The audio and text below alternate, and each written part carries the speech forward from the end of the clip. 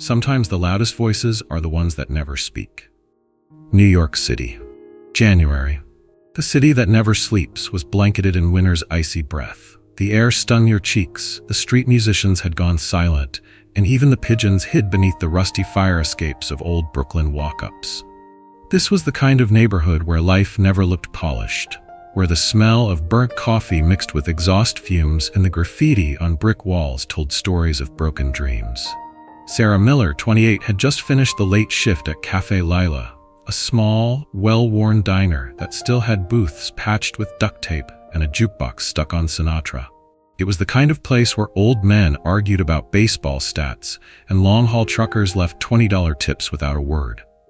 She'd worked there for years, ever since she left Vermont after a messy divorce, and left behind whatever was left of the American dream. She was walking her usual route to the subway when she froze. In the middle of the alley, just past the garbage bags and flattened cardboard boxes, something moved. Quick, like someone trying to hide and failing. Her eyes adjusted. Near the wall, hunched on a cold slab of concrete, sat a boy. Small, skinny, maybe 9 years old. His eyes carried a kind of fear that didn't belong to children. His jacket was paper thin, his shoes barely held together. Instinctively, Sarah clutched her purse tighter, a reflex the city had drilled into her. But then she saw his hands shaking, his red nose, the way he was trying to hide his face, and something inside her shifted. "You okay?" she asked gently, taking a step forward. The boy didn't answer, just pulled himself into a tighter ball. "I won't hurt you," she added, crouching down. "I promise." She unwrapped the scarf around her neck, an old knit one that always smelled like cinnamon and diner coffee, and carefully draped it over his shoulders. He didn't move, but he let her. His lips were cracked, and dark circles shadowed his eyes. He wasn't just scared of her. He was scared of everything. Sarah reached into her bag and pulled out a thermos of hot chocolate she'd brought for her shift. She unscrewed the lid and held it out. "Here, it's homemade, with marshmallows." This time he reached out and took it. Slowly. He took a tiny sip. His eyes lit up just for a second. He looked at her, straight at her, deep, but still didn't say a word. "What's your name?" Sarah asked. "I'm Sarah." Silence. She extended her hand, but he didn't take it, just gave a small, uncertain nod. "You don't speak? Or you just don't feel like talking?" Again, nothing. Just that gaze, fragile, haunted. Sarah sighed. The city had taught her to be tough, to keep her head down, but she couldn't just walk away, not from this. She knew the guilt would eat her alive if tomorrow all she found here was an empty thermos and a frozen shadow. "I'll bring you something to eat tomorrow, okay? Will you be here?" The boy nodded again. Slow, like even that took effort. Sarah stood up and glanced around. Not a soul in sight. Just the endless hum of New York at night. She walked a few steps, then turned back. He was still watching her, that same quiet stare, louder than a scream. The next evening, Sarah came earlier. Her bag held a container of hot soup, a few homemade peanut butter cookies, and an old hoodie with a hood that had seen better days. But the alley was empty. Same thing the next night. On the third day, he was back, sitting in the same spot like he'd never left. From that night on, she came every evening. No questions, no pressure, just food, clean clothes, and stories she told as if they were old friends catching up. Sometimes she joked, sometimes she vented about how her boss at the diner forgot to change the receipt paper again. He always listened, always silent. She gave him a name, Alex. He didn't object. Little by little, Alex started responding. Nods, thumbs up. One night he handed her a drawing, done in pencil on the back of a discarded cereal box. It was her. Scarf wrapped around her neck, cup in hand. Sarah's chest tightened. That wasn't just a thank you, that was something more. A connection, trust. But who was Alex? Why was he out here alone? Where were his parents? Why didn't he speak? Those questions started gnawing at Sarah, and one night she made a decision. She was going to find out the truth. It's easy to get lost in New York, but it's even easier to disappear. At first, Sarah wasn't trying to figure anything out. She was just helping, doing what she could, trusting her gut. Alex had quietly become part of her daily routine, like her morning coffee or the stories she swapped with the regulars at the diner. But one night, it hit her. She didn't actually know anything about him. Not his last name, not his story. All she was doing was putting a band-aid on a wound she hadn't even seen. That night, she made a decision. After her shift, she packed a warm meal into her backpack and went back to the alley. Alex was there. He took the food like he always did. Silent. She sat next to him on a flipped-over milk crate and without looking at him said softly, "Look, I don't need to know everything, Alex, but I worry. You vanish every morning, like you're not even real. I just want to know, are you safe?" He didn't say a word, just dropped his eyes and folded his hands neatly in his lap. Sarah didn't press, she just sat with him. 15 minutes, maybe 20, until, to her surprise, he stood up and motioned for her to follow. "You want me to come with you?" she asked. He nodded, and so began their silent walk. The city was quiet. A few cabs slid by, their headlights cutting through the cold like ghosts trying to outrun the night. Alex walked fast, with purpose, weaving through backyards, fences, underpasses. Sarah did her best to keep up, shivering from the wind and nerves. They finally reached an old warehouse in Industry City. The faded sign on the wall read Belmore Textiles, or what was left of it. Alex tapped a specific rhythm on the rusted metal door, 2 short, 1 long. After a moment, it creaked open. A boy, maybe 14, stood in the doorway. Chapped cheeks, guarded expression, eyes sharp. He looked Sarah up and down. "This her?" he asked Alex in a husky voice. Alex nodded. The boy pulled the door open wider. The air inside was heavy with the scent of damp concrete and cheap ramen. A few rays from the streetlights filtered through broken windows. Sarah stepped in and froze. There were 5 kids inside. The youngest couldn't have been older than 4. One sat in a corner flipping through a battered book. Another was playing Uno. Someone else was tucking the little one into a makeshift bed of old blankets and cardboard. It was a shelter, kind of, but without adults. No staff, no oversight, just kids and the street. "We call this the station," the boy at the door said, catching the look on her face. "We take care of ourselves. Nobody messes with us." Sarah knelt next to Alex. "How long have you guys been here?" "Long enough," came another voice, tinged with what sounded like a Spanish accent. "Alex doesn't talk, but he's the most solid of us. Brings food, finds water, knows how to move. He's your friend?" "Yeah," Sarah whispered. "He's my friend." Alex gently touched her hand. It was the first time. His touch was cautious, almost nervous, but it was real, trusting. Sarah looked around at the kids and couldn't believe what she was seeing. New York, home of skyscrapers, Wall Street, millions of people. And here were children, forgotten by everyone. Living in shadows, no school, no future, just each other. Smart, resourceful, quiet, invisible. She didn't go home that night, she stayed. She helped heat up soup, read a bedtime story to a little girl named Lily, combed the hair of one of the older girls, Marissa. She talked to the kid by the door. His name was Tyler, and he was clearly the oldest, the de facto big brother. When Sarah asked why they didn't go to social services, he just shrugged. "We tried. No family, no chance.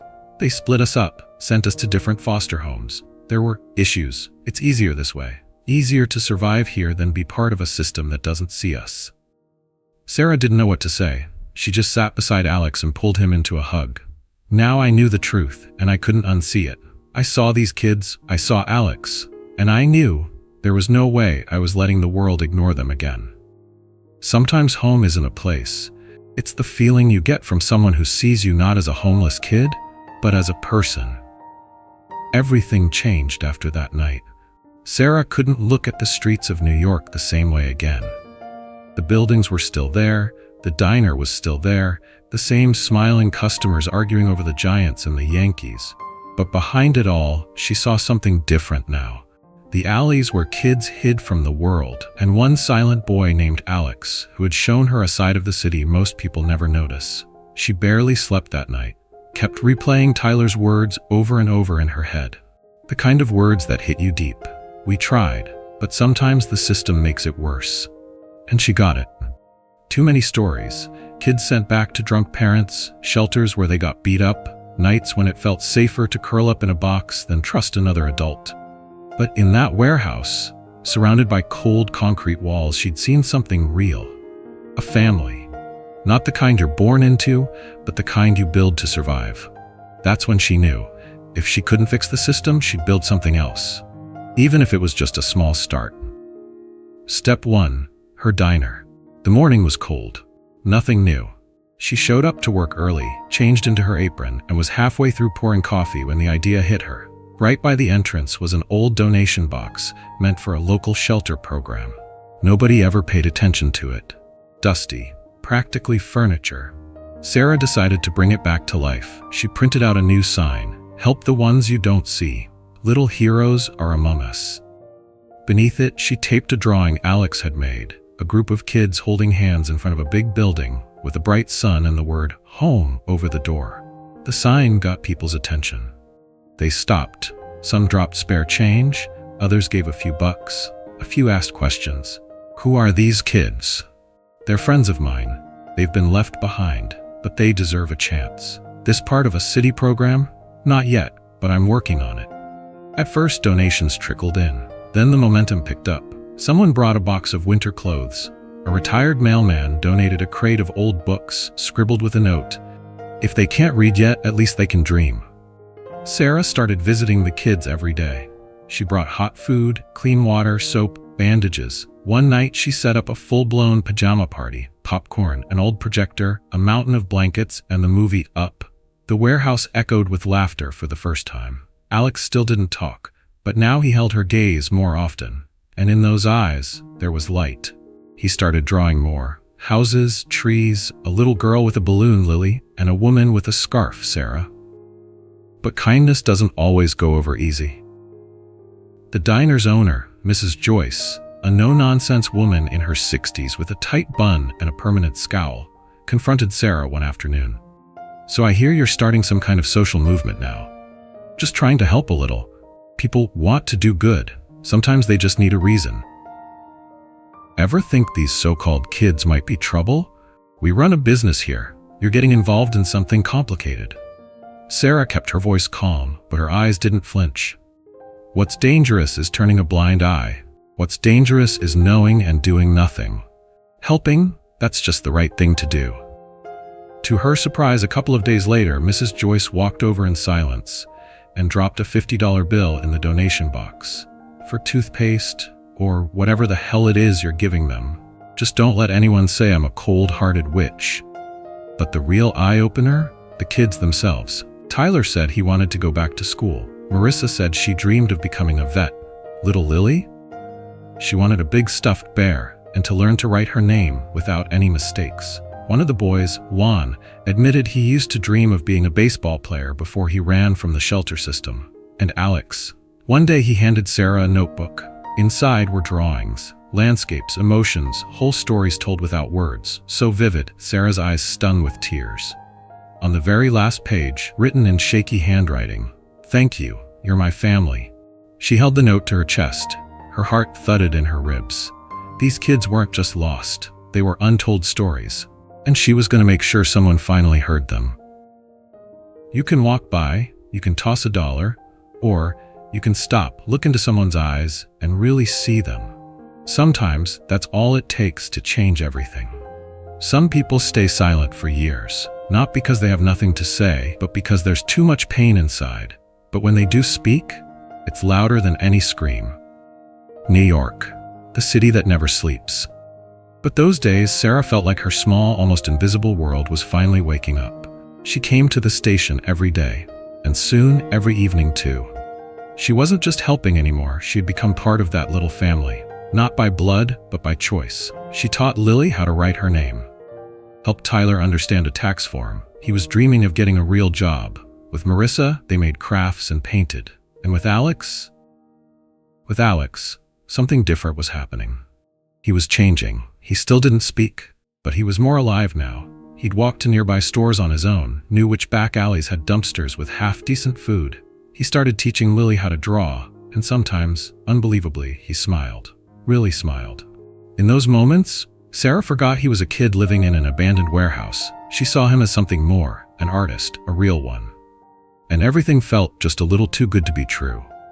That Friday evening, Sarah came back with boxes from Joyce, soup, soap, socks. But the kids were gone. The station was empty. Blankets, folded, cardboard gone. The cookies she'd left that morning, untouched. Only one thing remained. A drawing, taped to the wall.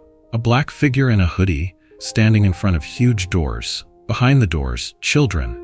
and next to them a police car. Sarah felt ice in her veins. She grabbed her phone, called Tyler, no signal, texted Marissa, message not delivered. Alex? He didn't even own a phone. Panic rose like a tidal wave. She ran through alleys, searched the entire block. Then she headed to Joyce. They're gone, all of them. The whole place is empty. Joyce's face darkened. You need to go to the police. They are the police, I'm telling you.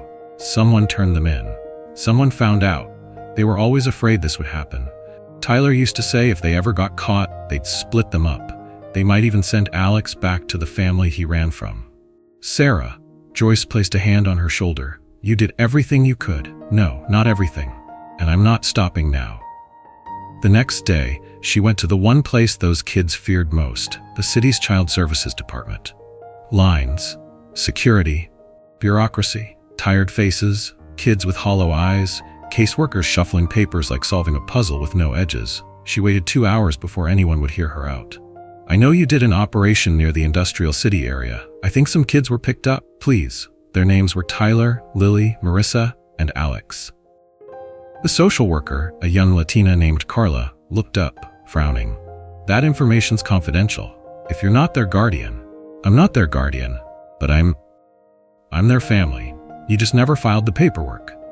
Carla stared at her for a long time, then finally sighed. Wait here. 10 minutes later, she returned. Her eyes held no warmth, no cold, just exhaustion.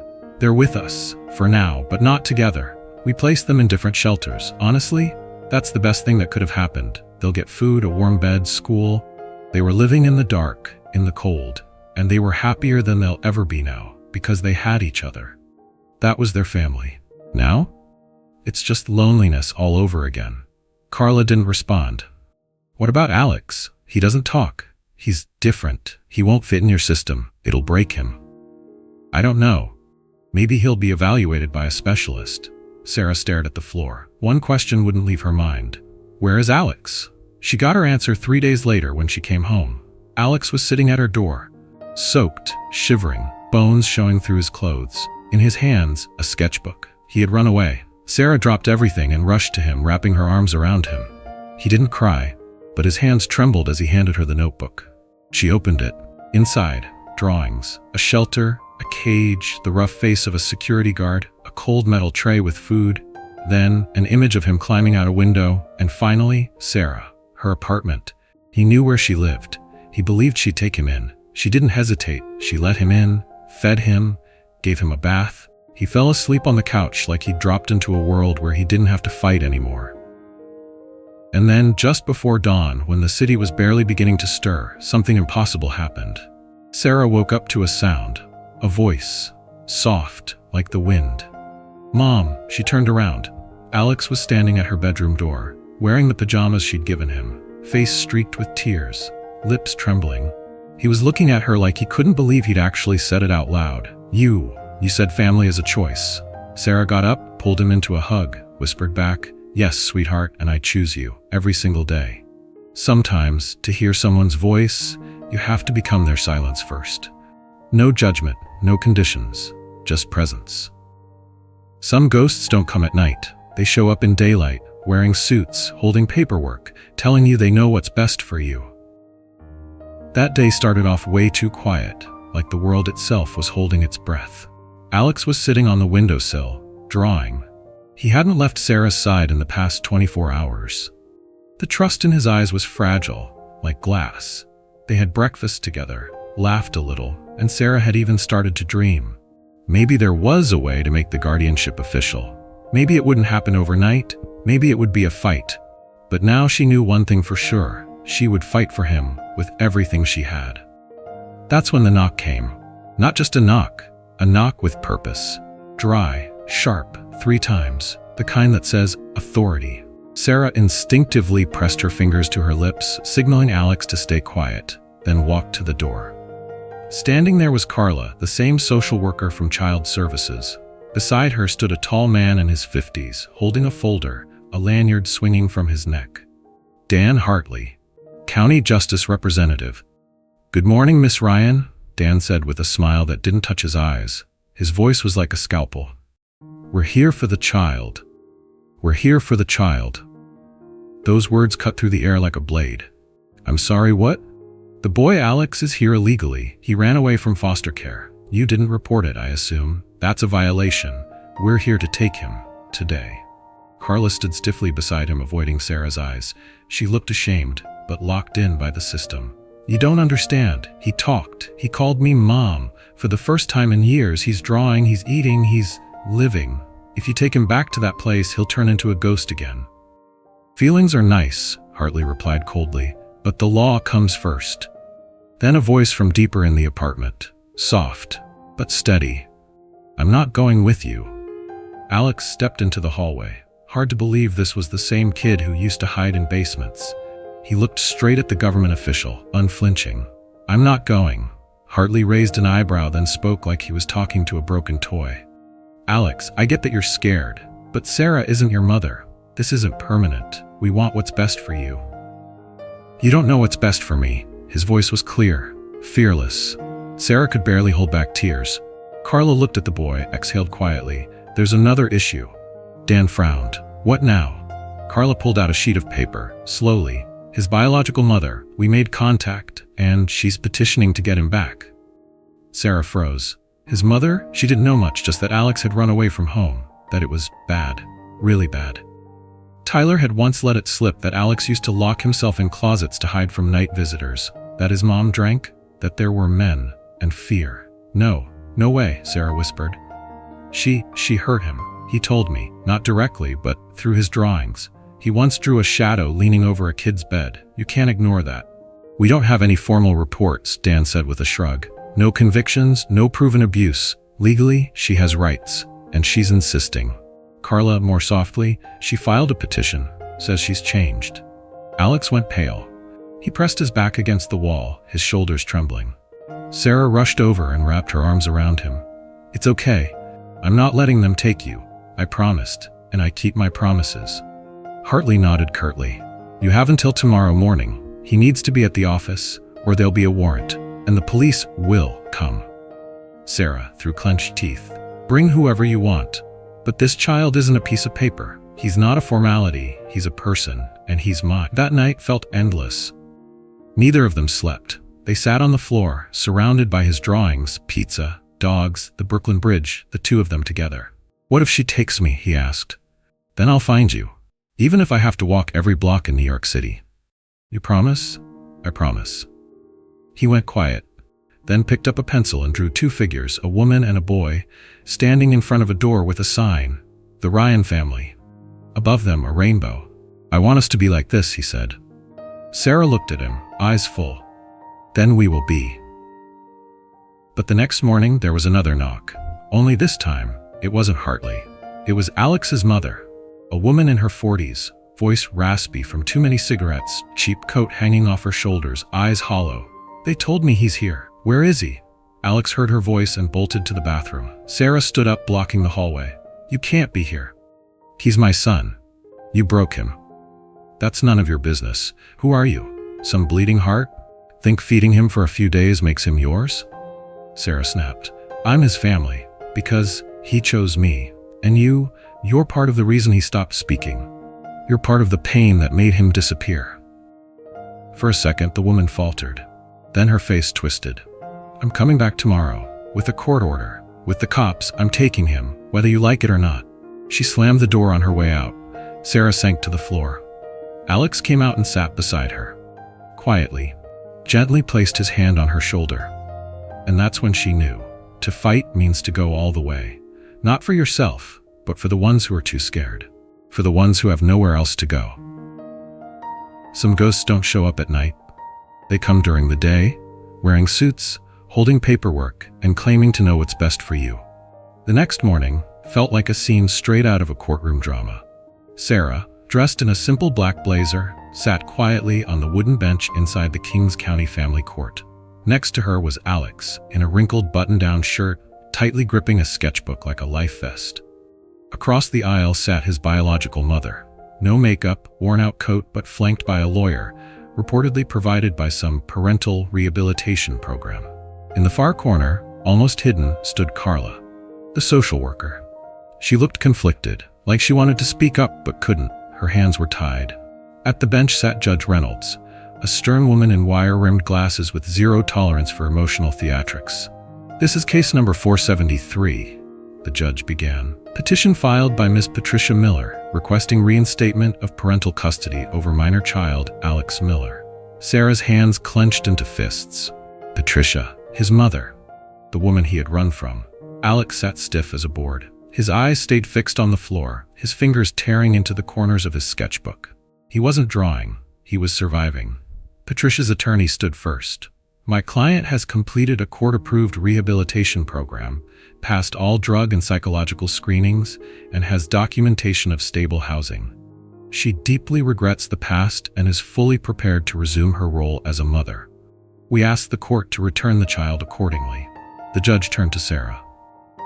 "Miss Ryan, you're not a legal guardian or a relative. You took in a runaway minor without reporting him. Why do you believe you have any standing in this matter?" Sarah stood. Her voice shook, not from fear but from fury barely held in check. "Because he chose me. Because for the first time in years he speaks. He eats. He sleeps without waking up screaming. He smiles. I don't force him to be normal. I just let him be, and he's finally becoming someone new. Not because of where he came from, but in spite of it." The judge raised an eyebrow. "Do you have any proof?" Sarah glanced at Alex. He looked down, gripping the sketchbook tighter. His body screamed, "Don't make me speak." "He can tell you," she said quietly, if you give him the chance." There was a long pause. "Alex," the judge said, her voice even, "would you like to say anything? There's no pressure. But if you're ready, the court is listening." Alex didn't answer, just shrugged. "You're not required to speak," she added gently, "but your voice matters." The courtroom held its breath. Then slowly, Alex stood, all eyes locked on him. Sarah felt her heart crawling up her throat, but she didn't move. This was his moment. He took one shaky step forward, stopped. The judge looked at him with calm eyes. "Go ahead, Alex, we're listening." He was silent for almost a minute. Then, in a quiet, cracked voice, he began. "My first mom, she called me a mistake. Since I was 3, she hit me, locked me in a closet. I stopped talking because it was safer. I learned silence was easier." Patricia's lawyer jumped up. "Your Honor, these are unverified statements." The judge cut him off with a wave. "Let the boy speak." Alex's voice grew a little stronger. "She brought men into the house. Some of them hit her. Some hit me. I drew pictures because I didn't know how to scream anymore. Then I ran away. Tyler hid me. We slept in a basement. Sarah found us. She didn't freak out. She gave me soup, books, space." He turned toward Sarah. "She told me I wasn't broken, that I mattered." Then he looked the judge in the eye. "She's my home, not a building, a person. If you send me back, I'll stop talking again, forever." Silence. You could hear every breath in that room. Judge Reynolds slowly took off her glasses, wiped them, then glanced down at her files. "Alex, do you want to live with Sarah Ryan?" He nodded, firmly. "Yes, she's my mom." Sarah burst into tears. She didn't even try to hide it. Carla smiled from the corner, relief washing over her like sunlight. The judge cleared her throat. "This court awards temporary custody of Alex Miller to Miss Sarah Ryan, pending a full investigation into the biological parent's prior conduct. The petition for reinstatement is hereby denied." She paused. "Court is adjourned." And just like that, it was over. Sarah turned to Alex. He stood tall, calm. Carla stepped up beside them, offering an actual, honest smile. "You did it, kiddo." Alex smiled, a real one. "No, we did." 3 months later, the paperwork was finalized. Sarah became Alex's legal guardian. He enrolled in an arts program at a nearby school. One of his drawings, a child holding hands with a woman under a rainbow that read Ryan Family, now hangs in the hallway of the local child services office. Sarah helped reconnect him with Tyler, Marissa, and Lily. Every Friday, they had pizza nights. They called it the station, their own little tradition. They filled Sarah's walls with art, laughter, and life. One evening, Alex turned to her and asked, "Do you know why you picked me?" "Why? Because I was alone. And you're the kind of person who hears even the quietest ones." Sarah smiled. "And now you speak for both of us, for all the kids who are still afraid to say anything." Epilogue. When silence becomes a voice. Alex entered a school essay contest. His title? My Hero Doesn't Wear a Cape. It was about a woman who didn't save the world, just one boy. And that made her a hero. He won. But the real prize wasn't the trophy or the applause. It was knowing he never had to be quiet again. Heroes aren't always the ones who save the world. Sometimes they're the ones who simply stay when everything else falls apart.